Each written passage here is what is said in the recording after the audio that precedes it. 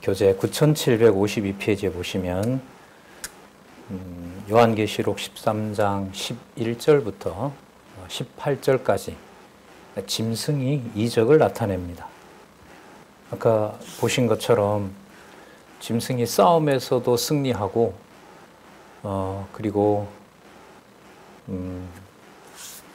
죽임을 당한 어린 양의 생명책을 가지고 있는 자, 하나님의 계명을 간직하고 예수의 증거를 가진 성도들을 사로잡고 칼에 죽이는 일들이 예언되어 있습니다. 거기에다가 더 큰 세력 하나가 붙게 되는데 13장 11절에서부터 12절에 보면 두 뿔 짐승이 먼저 나온 짐승과 똑같은 권세로 주관합니다. 역사적으로 보면 가짜 유대 왕들, 유다의 하스몬 왕가, 헤롯 왕가로 상징이 되고요. 135년 이제 이후가 되면 아주 다양한 방법으로 그리스도의 몸된 교회를 유혹하고 또 파괴하는 그런 세력들이 등장하겠죠. 13장 11절, 12절, 11절에 보시면 내가 보매 또 다른 짐승이 땅에서 올라오니, 자, 땅에서 와요. 새끼 양같이 두 뿔이 있고 용처럼 말하더라. 누구 모습 흉내를 내고 있죠? 죽은, 죽임을 당한 어린 양의 흉내를 내고 있어요. 그런데 용처럼 말을 해요. 그러면 어떤 모습인 거죠? 생기기는 어린 양의 모습이에요. 그리고 용처럼 말을 해요. 용처럼 말한다는 것은 권세가 있는 자처럼 말을 하고 또 그 행동을 한다는 거예요. 누가 보더라도 이 땅에 계신 그리스도가 표적과 기사를 행하면서 당신이 구약의 메시아이고 하나님의 아들임을 증거한 것과 같은 일을 또 하는 거예요. 아까 십각칠두 짐승들에게 맡겨서 그렇게 교회를 어렵게 한 것으로도 이 고난의 정도가 심한데 또 한 번 이 두 뿔 짐승을 보내서 거짓 세력이잖아요. 거짓 이 유다의 왕이기 때문에 거짓 적그리스도인 거죠. 그러니까 그리스도를 가장한 바로 이 세력이 진짜 그리스도처럼 행동을 합니다. 뭐 요즘 시대로 말하면 과학을 쓰든지 첨단 과학을 쓰든지 AI를 쓰든지 해서 하나님이 할 수 없었던 일을 자기들이 다 하는 것처럼 그 권세를 누가 주냐 하면 용이 줘요. 용이 줘요. 그리스도 올 때까지, 오실 때까지. 그래서 지금 AI를 놓고 신학이나 이제 목회하시는 목사님들의 논쟁이 아주 뜨겁습니다. AI가 설교문을 다 만들고요. 화면으로 보면 진짜 사람같이 만든 AI가 나와서 성경론을 하고 논리적 오류가 없는 설교문을 만들어내고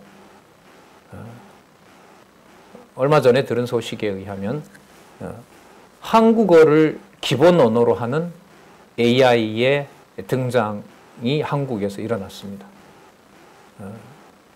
페르조나 AI라고 하는 회사인데 세계에 있는 그 디지털 업체들이 한국을 방문해서 이 회사랑 협약을 올해 초부터 맺기 시작합니다. 예를 들면 한국어가 기반이니까 한국어 성경이 모체가 되는 거예요. 한국어 성경이 기본이 되는 거고 한국어 성경을 가지고 다른 성경을 평가할 수가 있다는 얘기입니다. 그러니까 기준이 어디가 되냐면 한국어가 되는 거예요. 뭐 일반 언어는 뭐 이루 말할 수 없이 그냥 다 처리가 되고요. 이제 문제는 지금 이 종교적인 거, 특히 이제 하나님의 말씀인데 만약에 이 말씀을 그 우리나라에서 개발한 바로 이 언어 전문 이 AI가 습득을 하고 이제 그걸 발전시켜 나가면은 놀라운 일이 벌어지겠죠. 명령을 이렇게 준다고 생각해 보세요. 박용기 목사님이 주창한 성경신학의 논리적 허점이 무엇인지 강론 그의 책 모두에서 찾아내라. 얼마나 걸릴까요? 10초 안에 걸립니다. 10초 안에 나타납니다. 논리적 오류가 없음 이렇게도 나오겠죠. 하지만 이런 것들은 있음. 자, 거기에 대응할 수 있는 AI도 기다리고 있어요. 이 주장의 맹점이 무엇이고 이 주장을 극복할 수 있는 게 뭐냐라고 물으면 걔가 또 그걸 몇 초 안에 얘기를 합니다. 이 첨단 과학을 번역과 관련된 언어 번역과 관련된 일을 중심에서 하고 있는 나라가 여러분들이 살고 계시고 제가 살고 있는 바로 대한민국이라는 곳입니다.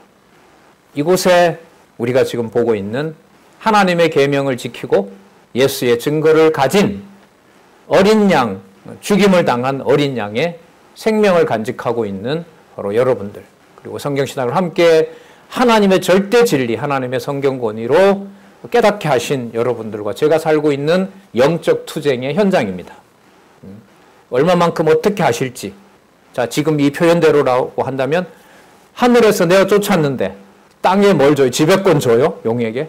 그리고 그건 이제까지 썼던 모든 왕들을 다 끌고 모아요. 이제는 얼마나 좋아요? 곳곳에서 다 화면으로 다 할 수 있으니까 다 모아요. 모든 병사 다 모아요. 그리고 유사하게 그리스도 기독교를 성경을 위조할 수 있는 세력까지 다 모아요. 그걸 하나로 다 뭉쳐요. 그리고 우리가 믿는 성경 절대 진리를 훼손하고 왜곡하는 그 전쟁이 여러분들과 제가 그리고 우리 다음 세대가 겪게 될 바로 영적인 투쟁입니다. 전쟁 상황인 거고요. 그러니까 실감이 나는 거예요. 1.1핵이라도 하나님이 땅에 떨어지지 않게 해주셔야 가능한 겁니다. 그게 하나님이 살아계시지 않아서가 아니라 그게 살아계신 하나님의 증거라는 겁니다. 영이 등장한 게 하나님이 없어서인가요? 아니죠. 뭐한 증거이죠? 하늘에서 내어 쫓은 증거인 겁니다. 거기에 성도들의 인내와 지혜와 말씀의 이 총명함이 없으면 도저히 구분할 수가 없어요. 이게 사라질까 봐 겁이 나는 거예요. 다른 어떤 건 아무런 문제가 되질 않아요. 성경신학과 관련된 우리의 인간적인 용어지만 고민을 하게 된다면, 그래서 여러분 이 시대에 또다시 우리는 과거에서도 그렇게 하셨지만 이 1페이지부터 9882페이지에 기록한 또 해석한 이 내용이 오류가 없도록 하나라도 문법적 오류가 없을 만큼 정교하게 그렇게 우리 아름다운 한국어로 한글로 말끔하게 만들어가고 정리해 놓는 일, 이건 우리한테 너무너무 중요한 일이라고 봅니다. 예, 13장 11절에서부터 12절 새끼 양같이 두 뿔이 있고 용처럼 말하더라. 저가 먼저 나온 짐승의 모든 권세를 그 앞에서 행하고 똑같아 하셨어요. 땅과 땅에 거하는 자들로 처음 짐승에게 경배하게 하니 왜 하냐면 죽게 되었던 상처가 뭐 해버렸다? 나아버렸다. 이 132년 당시 다가올 시간이나 AD 70년 경으로 보면은 무슨 일이 벌어졌는지 여기 설명하고 있어요. 헤롯 가문이 쫓겨났다가 유대인들이 반란을 일으켜서 쫓아내거든요. 그런데 다시 로마에 가 있다가 다시 복귀하죠. 그걸 성경에서는 한때, 두때, 반때라고 얘기를 합니다. 아, 유대인들이 막 환호성을 지르겠죠. 이제 우리가 이겼다. 그런데 돌아왔는데 더 강하게 돼서 돌아왔어요. 그래서 돌아와서 AD 70년 로마와 함께 예루살렘을 멸망시키죠. 132년에 하스몬 가문이 또 돕습니다. 너무 죽이니까 죽이지 말라고 하죠. 오히려 헤롯 가문이. AD 70년 예루살렘 성전 멸망할 때는 아주 대표적인 사건들이 벌어지죠. 헤롯이 그만 죽이라 그래요. 그만 됐다고. 이제 근데 로마는 그 말을 듣지 않아요. 누가 정한 방법과 누가 정한 하나님 백성에 대한 이 영원한 생명을 가진 자들을 확증하는 일이 되겠습니까?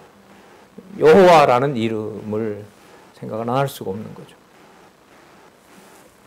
다니엘에 보면 그 늙은 다니엘이 70년 포로 지났을 때는 뭐 70년이니까 적어도 80년 넘었을 거 아니에요. 앞으로 다가올 유대인들의 험난한 그 환상을 보고 어떻게 되죠? 쓰러집니다. 감당이 되질 않아요. 그 몸이 받아낼 수가 없어요. 사도 요한도 불꽃 같은 눈으로 그리스도가 등장했을 때 뭐 하죠? 뭘 한 자처럼 되었더라? 죽은 자처럼 되었더라. 계시의 말씀을 바로 받았을 때 인간이 이걸 뭐 해석한다? 이것도 아주 주제넘는 얘기가 됩니다. 해석할 수 없습니다. 못 받아냅니다. 하나님 다 보여달라고요? 보여집니다. 사도 요한도, 예수님 품에 있었던 사도 요한도 쓰러지는데, 이게 바로 하나님, 살아계신 하나님 말씀의 권위이고 어떤 것과도 비교할 수 없고 무엇으로도, 어떤 지능으로도, 뭐 AI, 뭐 수천 대 AI를 하더라도 하나님의 이러한 권능은 절대로 넘어설 수가 없는 겁니다. 그 넘어설 수 없는 증거가 기록된 말씀 한 절 한 절을 연결해서 가게 하시는 성령의 능력이 그런 과학기술 문명을 넘어선다는 사실을 같이 좀 명심을 했으면 좋겠습니다. 그렇지 않다면은, 성경을 읽어 나갈 수가 없다면은 이건 짐승 세력의 밥이 되는 거죠. 이걸 가장 원할 거고요. 그래서 교회가 분열하고 말씀도 별거 아니다라고 얘기를 하고, 그쯤 되면 이제 사단이 소리를 지르겠죠. 이겼다라고. 하지만 몸이 망가지고 순교를 한다 하더라도 AD 70년처럼 성전이 없어지고 132년 사건처럼 한 사람의 유대인이 남지 않는다 하더라도 요한계시록 21장 1절에 약속되어 있는 무엇은 영원히 존재한다? 거룩한 성 새 예루살렘은 존재한다는 겁니다. 그게 이 땅에 여러분들과 제가 몸담고 있는 교회, 가정교회에서부터 시작하는 비밀입니다. 나를 이 땅에 왜 두셨는가라는 것을 지금 내 형편에 있는 그리스도가 몸된 내 교회를 빼고는 설명을 절대로 할 수 없다는 것이고요. 그게 거룩한 성 새 예루살렘하고 관계가 있고요.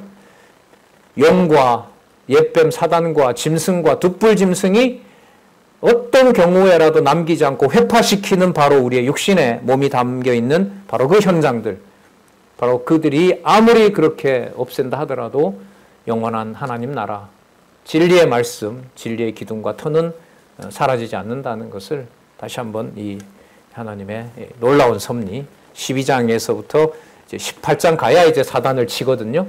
12, 지금 13, 14, 15, 16, 16장까지 이 땅에 일어나는, 이 땅에 내어 쫓긴 바로 이 옛뱀 마귀 사단이 짐승들을 모아서 주 예수 그리스도의 몸된 교회를 회포하는 바로 이 섭리가, 제목을 확인하고 넘어갈게요. 주의 진노와 심판이라는 겁니다. 그 심판 안에 악한 자는 다 죽이고 자기 백성만 살려놓으면 좋은데 그런 방법으로 하는 것이 아니라 자기 백성이 악한 자의 손에 의해서 주 안에서 죽도록, 죽은 어린 양과 같은 자가 되게 하시고 하나님의 말씀과 예수의 증거를 보존하도록 하는 하나님의 백성으로 보호해 가신다는 겁니다. 자, 넘겨볼까요? 13장 13절에서부터 14절. 둑불 짐승이 하늘에서 불이 내리는 이적을 행해 미혹합니다. 놀랍습니다. 예, 하늘에서 불이 내려오게 하는, 하늘에서 불이 떨어지는 기술은 역사적으로 계속 발전합니다. 지금은 원폭이고 중세시대나 이런 데 보면 막 하늘에서 불이 떨어지기도 하고, 더 첨단으로 가면 어떻게 해요? 이 짐승 세력에게 흑심을 품는 자가 AI가 파악을 해서 공격할 수도 있겠죠.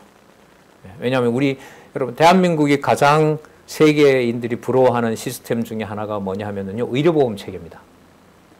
어느 누구도 따라올 수가 없어요. 이 말은 동시에 뭐냐 하면 한순간 AI가 대한민국 국민 모든 의료 정보를 한 손에 거머쥘 수 있다는 얘기이기도 해요. 보안이 뚫려버리면.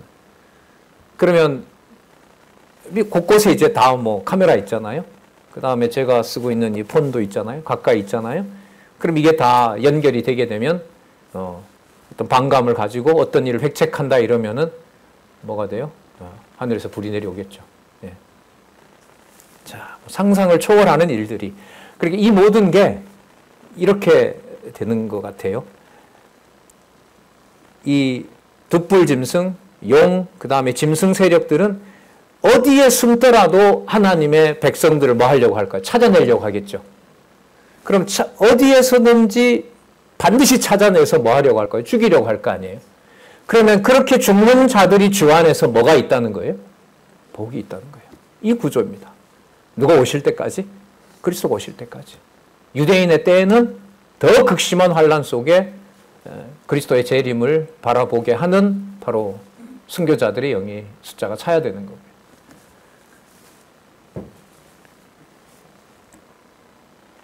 14절에 보시면 14절에 짐승 앞에서 받은 바 이적을 행함으로 땅에 거하는 자들을 미혹하여 땅에 거하는 자들에게 이르기를 칼에 상하였다가 살아난 짐승을 위하여 우상을 만들라 하더라. 안 만들 수가 없죠. 진짜 하나님의 능력과 같은 것들을 보여주니까 세상 사람들이 미혹을 당하지 않을 수가 없습니다.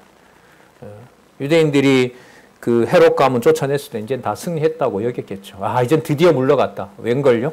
더 강한 세력이 와서 꼼짝할 수 없이 그냥 유대 모든 나라를 자기네들이 헤롯 가문이 나누어서 통치하는 일들을 보면서 극심한 박해가 이루어지고 그리스도가 돌아가실 때, 그리고 헤롯 가문은 야고보를 죽이죠.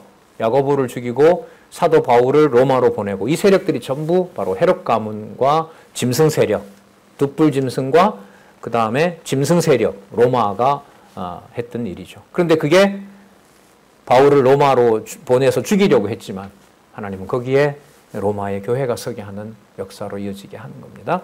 자, 13장 15절에서부터 18절, 짐승이 우상으로 말하게 하며 표를 주는 이적을 나타냅니다. 자, 15절, 저가는 둣불 짐승입니다.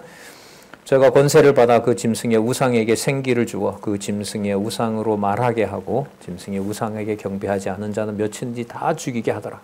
그럴 수밖에요. 16절에 저가 모든 자, 곧 작은 자나 큰 자나 부자나 빈궁한 자나 자유한 자나 종들로 그 오른손에나 이마에 표를 받게 하고 누구든지 이 표를 가진 자 외에는 매매를 못하게 하니 이 표는 곧 짐승의 이름이나 그 이름의 수라. 이름이 수로 표시가 되는 거예요. 자, 그 이름이 뭔가 볼까요? 지혜가 여기 있으니 총명이 있는 자는 그 짐승의 숫자를 세어보라. 그 수는 사람이 이해할 수 있는 수로 뭐다? 6이니라. 그 6이 아까 여러분 6개 로마 제국까지, 그 다음에 거기에 아까 짐승 세력들, 그러니까 붉은 용, 자 뒤에 한번 정리가 되어 있죠. 자, 9756페이지에 밑에서부터 5번째 줄, 600은 7머리에 10뿔이 있는 면류관을 쓰고 하늘에서 쫓겨난 큰 붉은 용, 그리고 60은 10뿔 7머리가 달려있는 로마 제국 황제, 그리고 6은 거짓 두 왕의 세력들. 이걸 하나님께서 이 땅에서 다 모아요. 모으는 방법이 누구를 죽이려고 다 모이게 하죠? 하나님의 계명을 지키고 예수의 증거를 가지고, 자, 아까 어린 양, 죽임을 당한 어린 양의 생명책을 간직하고자 하는 자들을 죽이려고 이 세력들을 다 모아요. 딱 그리고 666으로 모으는 것처럼 싹 모아놓습니다. 같은 종류잖아요. 666이라는 게 같은 숫자 아니겠어요? 그런 모습으로 모아놓고 이제 14장, 15장, 나중에 이제 18장에 가면 최종 심판을 단행하신다라고 보시면 돼요. 그러니까 이 과정이 아까 주 안에서 죽는 하나님의 백성들이 복받는 사건하고도 연관이 됩니다. 그게 여러분 14장에서부터 16장까지 최종 심판에 대한 예고로 나타납니다. 14장 어린 양의 심판 예고. 자, 여러분 땅으로 내어 쫓긴 그 옛뱀고 사단이자 마귀가 어떤 짓을 하고 있는지 우리 조금 전까지 살펴봤죠. 자, 이 상황이 하나님 살아계신 증거인지를 지혜와 명철이 없으면 알 수 있을까요? 없을까요? 없어요. 그러니까 바로 14장에 이상을 보여줍니다. 이 모든 일어나는 일들을 누가 주관하냐 하면 바로 어린 양, 만왕의 왕, 만주의 주가 주관한다는 게 14장 1절인 거예요. 땅에 일어나는 모든 일의 주관자가 누구다? 어린 양이다. 자, 죽임을 당한 어린 양. 하지만 만왕의 왕, 만주의 주이시다는 게 14장 1절에 나타나죠. 또 내가 보니 어린 양이 어디에 있고? 시온산에 섰고, 시온산 예루살렘이죠. 입니다. 그와 함께 또 등장하네요. 누가 나오죠? 14만 4천이 서 있는데 그 이마에 어린 양의 이름과, 어린 양의 이름? 예수 그리스도. 그 다음에 그 아버지의 이름 누구죠? 여호와. 그렇죠? 예수 그리스도 하나님 여호와, 예수와 여호와의 이름이 그 이마에 있습니다. 인친자들이죠. 자, 3절로 넘어갈게요. 자, 하늘에는 많은 찬송 소리가 나고요. 그 영광의 능력을 보여주고 있습니다. 저희는 14만 4천입니다.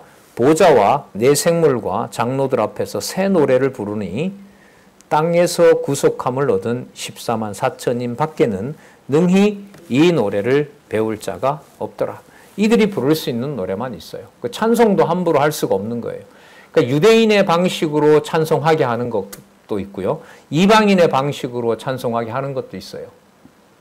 영광스러운 장면 앞에서 그야말로 환호성을 지를 수도 있고요. 악기를 동원할 수도 있고요. 또 뭐 할 수도 있을까요?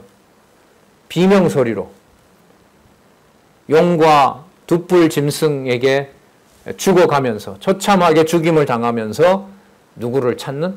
여호와를 찾는 어린 양의 이름과 아버지의 이름을 찾게 하는 바로 하나님의 찬양 방법은 우리의 상상을 초월합니다. 자, 4절에 보면 이 사람들은 여자로 더불어 더럽히지 아니하고, 이 여자에 대해서는 정확하게 여러분 17장부터 이제 나옵니다. 큰 성 바벨론 하면서 아직 소개를 하고 있지 않는데, 자, 어떤 여자인지는 이제 17장에 가서 살펴볼 수 있습니다. 여자로 더불어 더럽히지 아니하고 정절이 있는 자라. 어린 양이 어디로 인도하든지 따라가는 장면. 그럼 어린 양은 여러분 좋은 곳에만 갔어요? 어린 양 예수가 마지막 간 곳은 이 땅이 어디죠? 예, 골고다. 골고다의 십자가 아닙니까? 그러면 이게 연결이 되네요. 그럼 앞부분에 그 짐승과 그 용과 짐승과 둣불 짐승들이 연합해서 하나님의 백성들을 죽이는 그 일을 그리스도가 자신처럼 아버지의 복을 받는 증거를 이루시기 위해서 그리스도가 그 하나님의 계명을 지키고 예수의 증거를 하고 예수의 증거를 가지고 죽임을 당한 어린 양의 생명책을 보존하도록 하는 방법이 누구에게 맡기는 거예요? 예, 마귀와 짐승과 둣불 짐승에게 맡기는 거죠. 자, 여기 보시면 어린 양이 여러분 만왕의 왕 만주의 주라고 생각을 하시면은 만왕의 왕 만주의 주 어린 양이 어디로 인도하든 자든지 뭐 하는 자다? 따라간다. 그러니까 어디까지도 같이 가요? 예, 골고다까지 같이 가는 거죠. 골고다 해석 나중에 뒤에 나옵니다. 소돔, 애굽, 그리스도가 당한 골고다라. 이게 의미로 보면 다 하나가 돼요. 그러니까 그때 보면 소돔은 어디에 나오죠? 창세기에 나오잖아요. 창세기 20장경에 나오나요? 소돔 나오잖아요. 그 다음에 애굽은 그 후잖아요. 한 500년 후잖아요. 애굽은 어떤 것이죠? 자기 백성들을 죽이려고 했던 바로의 칼이 있었던 곳. 칼날에 의해서 언약 자손들이 죽이려고 했던 곳. 그리고 예수 그리스도가 십자가에 못 박히신 곳. 그리고 또 하나, 어린 양을 따라가면서 세계 어느 곳에든지 바로 그곳에서 짐승을 만나서 거기서 목숨을 잃은 자들. 지금도 마찬가지고 앞으로 올 순교까지. 자, 그걸 한마디로 말하면 어린 양이 어디로 하든지 뭐 하는 자? 따라가는 자. 자, 가운데 구속을 입은 처음 익은 열매, 처음 익은 첫째 부활에 참여한다는 뜻이죠. 이 천년왕국에 함께 그리스도와 함께 통치하는 자들이라고 할 수 있습니다. 처음 익은 열매로 하나님과 어린 양에게 속한 자들이다. 자, 그 입에 거짓말이 없고 흠이 없는 자들이라. 이 사람들이 14만 4천이 여러분 여기 보면 처음 익은 열매가 되어서 나중에 천년왕국에 통치하고요. 나머지 또 이 첫째 부활에 참여하지 않는 또 유대인들도 있는 거예요. 예. 자, 그가 누구인지는 아까 인침을 받은 자밖에는 모르는 거예요. 그런데 우리가 밝히려고 한다? 당신은 뭐 이렇게 되니까 믿음이 좋다? 당신은 천국 간다? 뭐 유대인들은 안 된다? 뭐 이런 거 말이 안 되는 거죠. 유럽의 여러 국가들이 얼마나 많은 유대인들을 1800여 년 동안 죽였고 1938년 독일의 히틀러가 전쟁을 일으키면서 독일 사람들에 의해서 게르만 나치당에 의해서 얼마나 수백만의 사람이 죽는 그 모든 사건들 가운데서 이방인의 때를 마감해 가시면서 이제 어디로 보내려는 바벨론 포로 끝난 다음에 예루살렘으로 귀환하는 것처럼 유럽의 그 학대를 1800년 동안 견디게 하다가 이제는 어디로? 고토로 본래 사도들이 전했던 예루살렘으로 보내서 바로 그곳에 마지막 그리스도가 오시는 것을 준비하도록 하는 교회를 세우시는 일. 그 예루살렘에서 온, 그 이스라엘에서 온 자매를 우리는 지난주까지 만났던 겁니다. 하나라도 땅에 떨어지지 않게 하는 성경신학 연수를 선생님들과 같이 하고 좋은 시간을 보냈던 거죠. 사단이 막죠. 가족을 쳐요. 엄마가 아프다는 소식에 공부가 안 됩니다. 견딜 수가 없어요. 네. 그럼에도 불구하고 하나님의 말씀은 땅에 떨어지지 않는다는 거죠.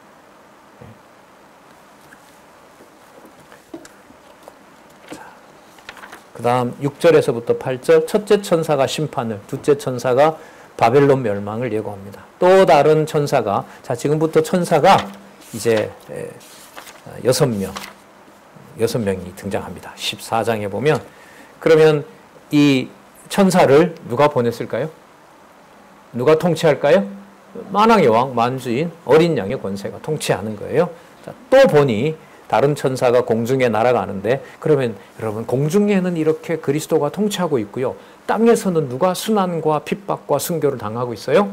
하나님의 백성들이. 한마디로 하나님의 계명과 그다음에 예수의 증거와 어린 양의 죽으심을 당한 어린 양의 생명책을 간직하고 있는 자들.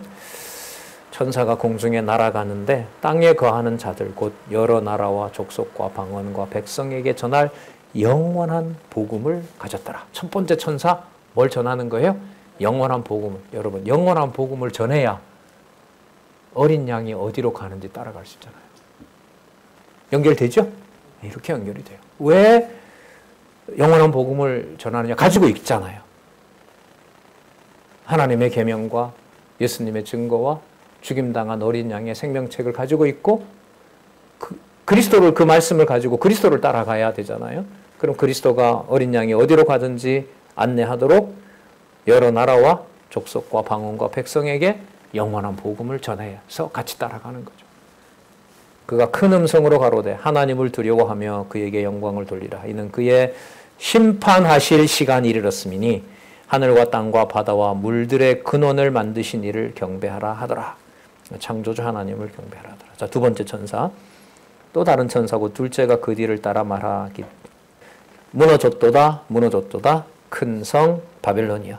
나중에 18장에 가면 완전히 무너뜨립니다. 지금은 14장에 등장하는 것은 예언이라고 보시면 됩니다. 성취는 18장에 가서 끝장을 내는 일이 벌어집니다. 모든 나라를 음행으로 인하여 진노의 포도주로 먹이던 자들이더라. 취하게 만드는데 하나님의 진노에 취하게 만드는 거죠. 그런데 아까 여러 나라와 족속과 방언과 백성들, 여러 말을 하고 필줄이 섞이고 나라를 이루고 있고 다민족 국가도 있을 수 있고, 어쨌든 그 모든 곳에 하나님의 택한 백성은 무엇을 받도록 안내한다? 영원한 복음을 받도록 안내한다. 그리고 지상에서 심판받을 자는 어디에? 진노의 포도주에 취하게 한다. 14장 9절에서부터 13절에 보면 셋째 천사가 짐승에게 표받은 자는 멸망당한다고 얘기를 하고요. 어디를 보시냐 하면 10절 보겠습니다. 그도 하나님의 진노의 포도주를 마시리니 그 진노의 잔에 섞인 것이 없이 부은 포도주라. 완벽하게 더러운 거, 쉽게 말하면 섞은 것 없이, 그러니까 어떤 진리도 섞여 있지 않는 온통 저주의 잔. 거룩한 천사들 앞과 어린 양 앞에 불과 유황으로 고난을 받으리니 그 고난의 연기가 세세토록 올라가리로다. 짐승과 그의 우상에게 경배하고 그 이름의 표를 받은 자는 누구든지 밤낮 쉼을 얻지 못하리라 하더라. 자, 성도들의 인내가 여기 있나니, 그 진노의 포도주를 들고 이들이 하는 일은 뭘까요? 성도들을 죽이는 일이죠. 성도들의 인내가 여기 있나니 저희는 하나님의 계명과 예수 믿음을 지키는 자. 계속 반복하죠? 네, 아까 어떤 말씀이 이었었어요? 그러니까는 하나님의 계명을 지키고 예수의 증거를 가진 자. 그리고 죽임을 당한 어린 양의 생명책을 가지고 있는 자. 똑같습니다. 여기 보면 하나님의 계명과 또 예수 믿음을 지키는 자. 예수를 그리스도라고 지키는 자. 또 내가 들으니 하늘에서 음성이 나서 가로되 기록하라. 분명하다는 거죠. 지금 이후로. 시간으로 보면 이게 여러분 AD 70년에도 그렇게 큰 화를 당했는데 다가오는 화도 재앙이 아니라 주 안에서 주 안에서 죽는 자들은 뭐가 있다? 그 132년 사건이 무슨 사건이라고요? 복된 사건입니다. 맞나요? 누구에게? 어린 양이 어디로 인도하든지 따라가는 하나님의 계명과 예수의 믿음을 지키는 자들. 죽임당한 어린 양의 생명책을 그 마음에 간직하게 한 자들. 하나님의 율법을 지키고 그리스도의 증거를 가지고 있는 자들. 여러분 13절 내용이 우리가 아까 읽었던 그 번역 13장 10절 새로 허성갑 목사님이 번역을 다시 읽어볼게요. 만일 어떤 사람이 포로로 가기로 예정되어 있으면 포로로 잡혀가고 칼에 죽기로 되어 있으면 칼에 죽게 된다는 이 말씀을 이러한 방식으로 이루시는 거예요. 하나님께서. 어린 양이 어디로 가든지 따라가게 하는데 모든 짐승 세력 666을 모아놓고 그들이 하나님의 백성을 핍박하고 환란을 당하게 하고 죽게 하는 바로 이 과정을 통해서 13절에 주 안에서 죽는 자들이 뭐가 있도록? 복이 있도록. 하심에 성령이 가라사대 요한이 확증하는 게 아니고요. 하나님의 말씀인 거예요. 하나님이 뭐라고 확증하나 보세요. 주 안에서 죽는 자들이 왜 복이 있냐? 성령께서 가라사대 뭐 하다 그래요? 맞다는 거예요. 성령이 나타나서 이게 맞다, 아멘이다 하고 알려주는 거예요. 왜냐하면 저희 수고를 그치고 뭐 한다? 죽음이 뭐 하는 거기 때문에 쉬시니라. 여러분 이건 누가복음에 나오잖아요. 누가복음에 그리스도가 장사됐을 때 모든 자들이 안식하였더라. 저는 그 속에 그리스도도 자기 일을 안식하셨다는 거. 왜? 하나님이 원하는 일을 다 이루었으니까. 창세기에도 보면 하나님이 계획하신 대로 다 일을 마치시고 뭐 하셨더라? 안식하셨다. 그리스도가 자기 일을 마치고 안식하는 것하고 똑같은 거죠. 그래서 우리에게 여러분 안식, 평안은 뭐냐 하면 주 안에서 죽는 그 사건이 누가 정해놓은 일을 완성한 것이다.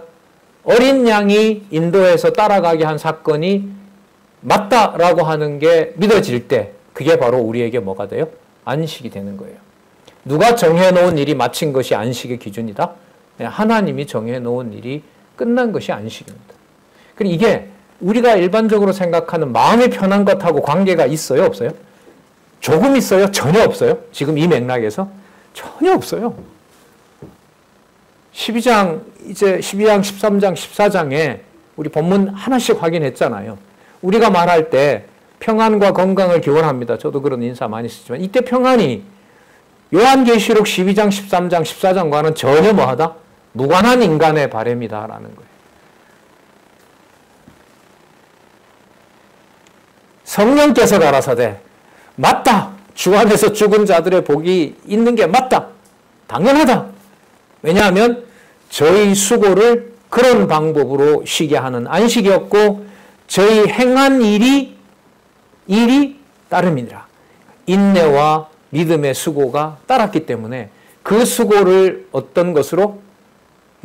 순교의 방법으로 죽임을 당하는 방법으로 바로 어린 양과 같은 죽임당한 어린 양과 같은 하나님 앞에 거룩한 제사장으로 하나님이 만드신다는 겁니다.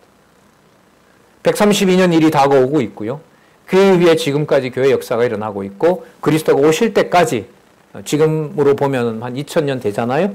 132년이라고 우리 기준으로 보면은 1900년 정도 되잖아요. 앞으로 얼마를 기다려야 될지 모르지만 전쟁과 기독교의 어떤 분열과 타락과 이거는 더 극심하게 일어날 겁니다. 왜요? 땅에 내어 쫓겼으니까. 모든 나라를 모을 것이고 과학기술 문명은 그들이 가지고 전쟁을 일으키려고 할 것이고 모든 사람의 생명권을 자기네들이 쥐려고 할 것이고 그런 일들을 통해서 창조주 하나님은 존재하지 않는다고 밝힐 것이고 창조주는 허구라고 얘기할 것이고 예수는 그냥 그렇게 기다리다가 왔던 사람이다라고 얘기를 하며 성경의 모든 것들은 다 오류가 있기 때문에 오류가 많기 때문에 성경은 하나님의 말씀이 아니다라고 하고 자기네들의 권력으로 거짓 선지자들을 보내 속이는가 하면 권력을 동원해서 억압하고 통치하려고 하고 총과 칼로 나도 모르는 내 정보를 가지고 나를 공격하려고 하고 특히 이제 한국 사회가 심하죠. 정치 권력이 어느 특수한 이 검사 기관에 있기 때문에 거기 걸리면은 거기에 순종하지 않을 때 거의 뭐 많이 그냥 자살하고 뭐 견디지 못하는 일이 벌어지는 거죠. 그게 뭐 때문에 그래요? 과학기술 때문에 그래요. 그 모든 정보를 그냥 뭐 순식간에 싹 뽑아볼 수 있잖아요. 압수수색 할 때 딱 오잖아요. 와서 뭐 들고 가요? 컴퓨터, 스마트폰. 그럼 그 사람 인생 다 담겨 있거든요. 그럼 몇 개 조작해서 상관없어도 여기 있고 이걸 연결시켜서 이거 했으므로 이런 범죄다. 그러면 범죄 성립. 네. 이게 여러분 진리의 말씀으로 무장하게 하시고 이런 방식으로 안식을 주시고자 작정해 놓으시고 섭리하시는 하나님의 섭리인 거고요. 요한계시록의 제목인 교회 승리를 통한 성취에서 저 승리의 의미가 누가 생각하는 의미와는 전혀 다르다? 예, 일반적으로 생각하는 승리 의미가 아니다. 아까 분명하죠? 계속 반복되죠? 뭐만 담고 있으면 아무 문제 없어요? 자기 백성은 하나님의 계명, 예수의 증거, 어린 죽임을 당한 어린 양의 뭐 생명책, 그게 바로 예수 증거 아니겠어요?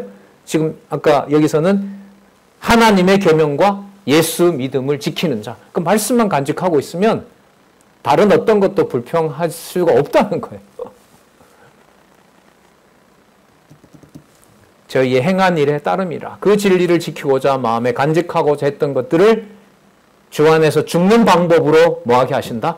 안식하게 하신다.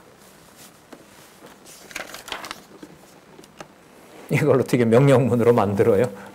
제가 명령을 하고 권면을 하려면 제가 할 수 있어야 되는데 제가 할 수 없잖아요. 귀 있는 자는 들을지어다. 들려주십시오. 열매의 수확을 예고합니다. 자, 네 번째 천사가 등장합니다.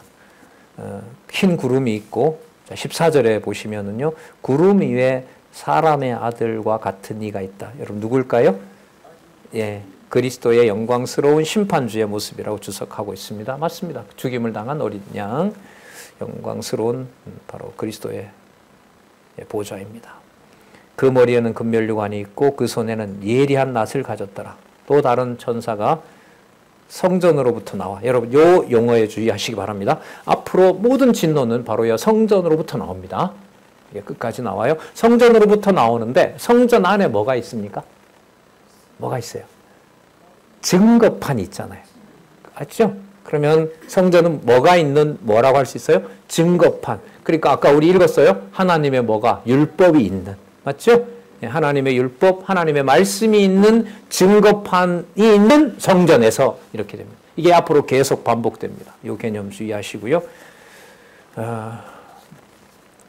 성전으로부터 나와 구름 위에 앉은 이를 향하여 큰 음성으로 외쳐 가로되. 내 낫이 아니라 번역을 예수님이라고 본다면 당신 정도로 번역해야겠죠. 당신의 낫을 휘둘러 거두라. 거둘 때가 이르러 땅의 곡식이다. 익었음이로다 하니 구름 위에 앉으신 이가 땅의 낫을 땅의 휘두름에 곡식이 거두어지리라. 자, 다섯 번째. 다른 천사가 하늘에 있는 성전에서, 맞죠? 하늘에 있는 성전에서. 여기가 진노의 출발지입니다. 예리한 낫을 가졌더라. 또 여섯 번째 천사 18절. 불을 다스리는 다른 천사가 제단으로부터 나와 예리한 낫을 가진 자를 향하여 큰 음성으로 불러 가로되. 그러니까 다섯 번째 천사 보고 여섯 번째 천사가 얘기하는 거예요. 그래서 그 요약이 다섯 번째 천사의 말에 여섯 번째 천사가 포도를 거둔다는 게 아니고요. 저게 고쳐졌습니다. 여섯째 천사의 말에 다섯째 천사가 포도를 거둡니다. 자,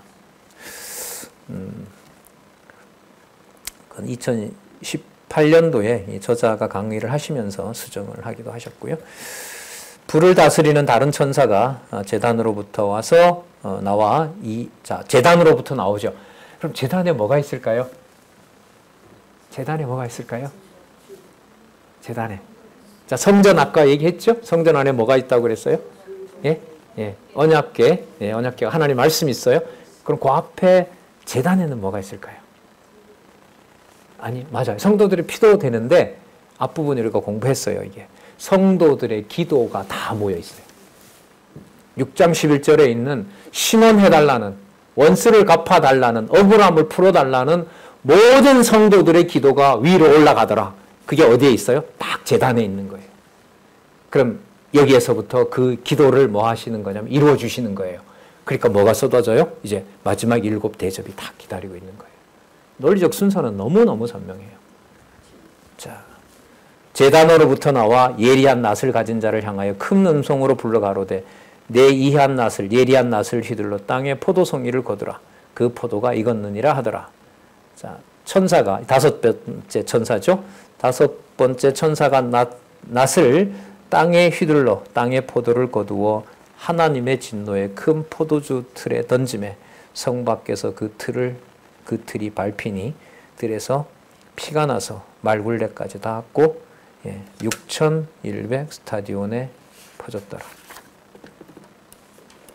남한 절반 정도의 땅에 진노의 피가, 심판의 피가 퍼지게 됩니다.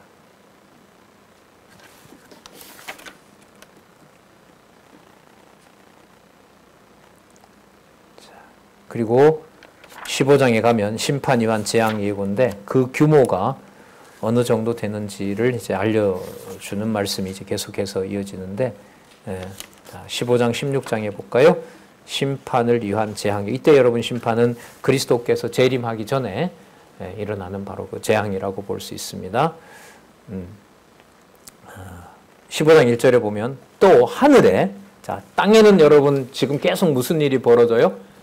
한편으로는 성도들이 주 안에서 성도들이 죽임을 당하고요. 또 심판이 일어나고 있고요. 그 심판의 탓을 누구에게 돌릴까요? 성도들에게 돌리는 거예요. 이 짐승 권세들은. 자, 그러면 또 이제 성도들은 주 안에서 죽는 일이 벌어지고요.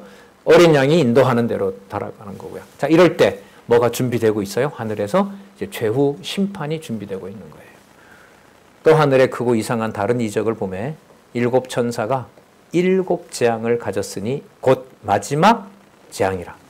하나님의 진노가 이것으로 마치리라. 자, 15장 2절에서부터 4절에 보면 이것을 행하시는 하나님에 대해서 찬양하는 내용이 여기에 나타납니다. 여러분, 사건을 보여주고 난 다음에 무슨 얘기가 나오냐면 하나님을 찬양하는 내용이 나오고 하나님의 축복이 나오고 이런 구조로 되어 있어요. 그러니까 엄청 무서운 사건들을 소개한 다음에 그 능력이 누구에게 있다? 어린 양에게 있다. 자, 어린 양이 인도해 간다.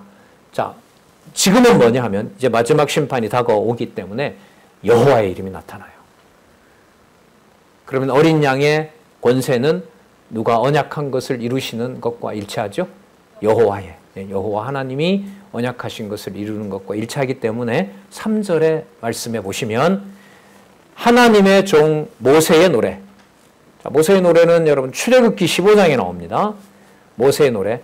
모세의 노래는 어떤 상황에서 부르는 노래이냐 하면 출애굽하고 어디를 건너고 홍해를 건넌 다음에 승리의 노래입니다. 승리의 노래. 그러니까 이게 뭐하고 연관이 되냐 하면 심판을 위한 재앙 예고와 관계가 되는 거죠. 이미 누가 이 노래를 불렀다? 모세로 하여금 부르게 했다. 그 노래를 이제 누가 부르게 되느냐? 어린 양을 통해서 부르게 한다. 그래서 다시 보시면 3절에 하나님의 종 모세의 노래, 누구의 노래? 어린 양의 노래. 언약과 성취죠. 이미 부르게 하셨던 그 노래를 이렇게 성취하신다라는 겁니다. 그러면 언약대로 이루시는 누구 호칭이 나오면 당연한 거죠? 여호와. 그래서 번역을 다시 알려드렸습니다.